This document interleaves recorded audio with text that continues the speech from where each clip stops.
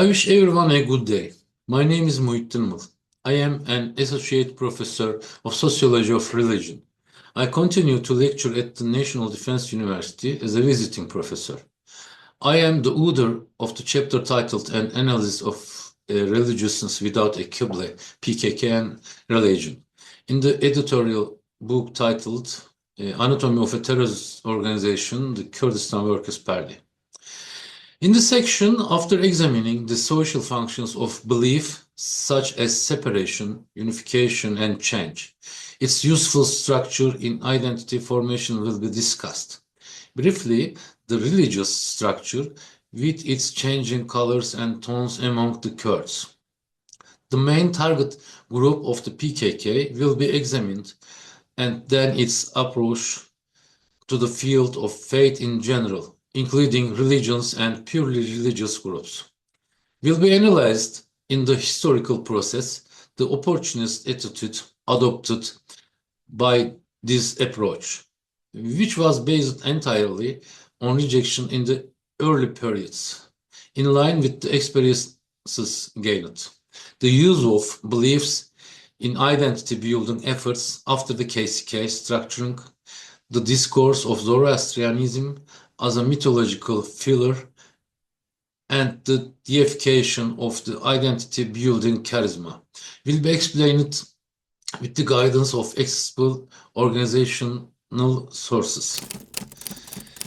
The religious propaganda developed by the PKK from the late 1980s, when it began to really realize the importance of religion, until 2007 was aimed at basic level objective, such as gaining a target audience, inciting popular uprisings with religious discourse, and achieving a military objective.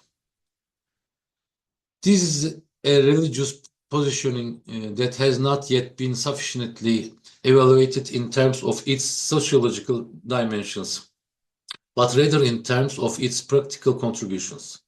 Neither the idea of nation building, nor a fundamental concern for a mythological basis, nor a definition of the other that has been considered in all its dimensions can be mentioned.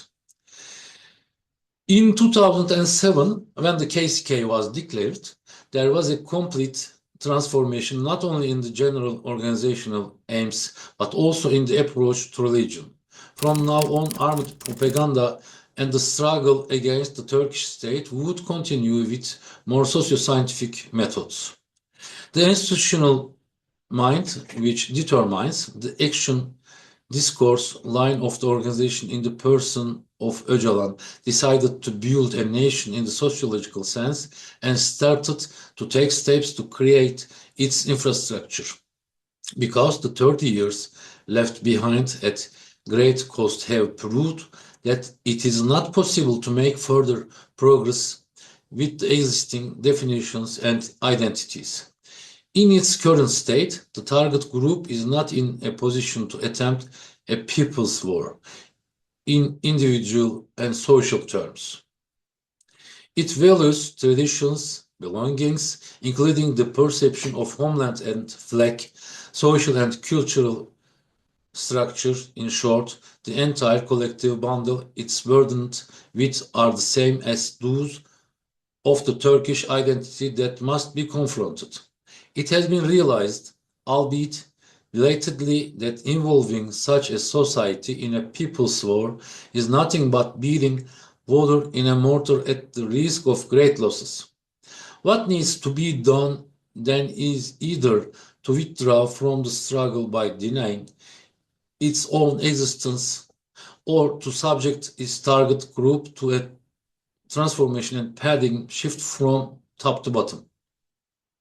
The global players, of which it has become an apparatus since in its foundation, will not allow the first option to be preferred even if they want to, and will force it to the second option despite all its impossibilities.